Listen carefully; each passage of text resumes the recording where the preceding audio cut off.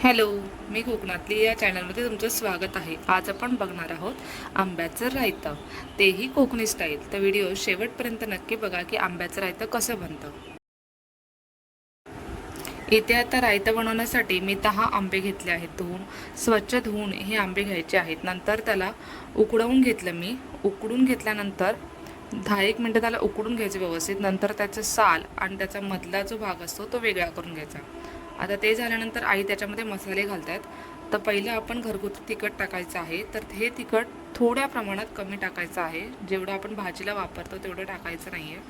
म्हणजे ते रायतं आंबट तिखट गोड अशी चव आली पाहिजे त्याला. म्हणून थोडंसं तिखट, त्याच्यानंतर चवीनुसार मीठ घालायचं. मीठ तर आपल्या सगळ्या जेवणात लागतंच, तेव्हा जेवण आपलं रुचकर लागतं. त्यानंतर घालूया गूळ. मग थोडासा गोडवा येतो त्याला.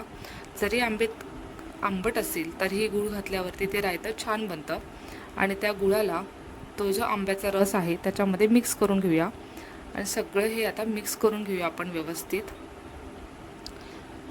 व्यवस्थित मिक्स करून घ्यायचं, जेणेकरून तो जो मसाला आहे, गूळ आहे, ते सगळं त्या आंब्याला लागेल. बघा, छान असं हे सगळं आता मिक्स झालं आहे. प्रॉपर असं मिक्स झाल्यावरतीच नंतर आपण त्याला फोडणी घालून घेणार आहोत.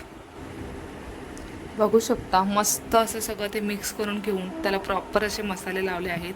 त्याचा जो रसही आहे आंब्याचा तो छान असा आला आहे. आता आपण नेक्स्ट प्रोसेस करूया, ते म्हणजे ह्याला फोडणी देऊन घ्यायची आहे. तर यामध्ये पहिलं घालूया तेल. आणि यासाठी फोडणीसाठी लागणारं साहित्य एकदम सोपं आहे. त्याच्यामध्ये आपण मोहरी, लसूण, कढीपत्ता हेच घालतो. नेहमी लसूण थोडी जास्त घ्या, ठेचून घ्या लसूण, म्हणजे त्या रायत्याला खूप छान अशी टेस्ट येते. चला, तर आता मी लसूण आणि मोहरी घातली आहे. ती थोडीशी लाल झाल्यानंतर त्याच्यात आपण घालणार आहोत कढीपत्ता आणि त्याला मस्त असं मिक्स करून घेणार आहोत. बघा, मोहरी एकदम तडतडत आहे, छान असा तडका लागला आहे. त्याच्यानंतर आपण घालूया आंबे, ज्याला आपण मसाला लावून घेतला होता ते. बघा, सोपी आहे ना रेसिपी. झालं पण आपलं रायतं. ही अशी रेसिपी आपण झटपट कधीही बनवू शकतो. तर आता आंब्याचा सीझन आहे, तर आपण तर ही रेसिपी नक्की ट्राय करू शकतो. तर हे आपलं रायतं रेडी आहे. आपण ह्याला पूर्ण असं मिक्स करून घेऊया, म्हणजे तो जो मोहरीचा आणि कढीपत्ता, जो लसूण आहे, ते सगळं त्याला फोडणीचं मस्त लागेल आणि छान असे आपल्या रायत्याला एक टेस्ट येईल.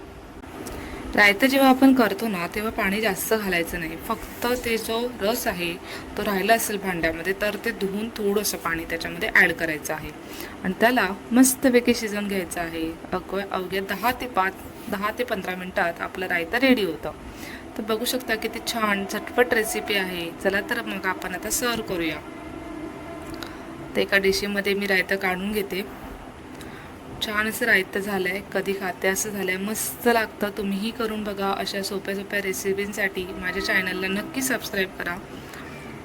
तर चला, आता रायतं काढून घेऊया. चला, रायतं रेडी आहे, सर्वही करून झालं आहे. आता आपण खाऊया. तर तुम्हीही अशी झटपट बनणारी ही रेसिपी नक्की करून बघा. आता तर आंबे सहज उपलब्ध आहेत मार्केटमध्ये, आणि आंब्याची रेसिपी केल्यावरती मला कमेंट करून सांगायला विसरू नका. तर हा व्हिडिओ आवडल्यास तुम्ही लाईक शेअर नक्की करा आणि कमेंट एक करायला विसरू नका. चला, तर मग भेटूया अशाच एका नवीन व्हिडिओमध्ये.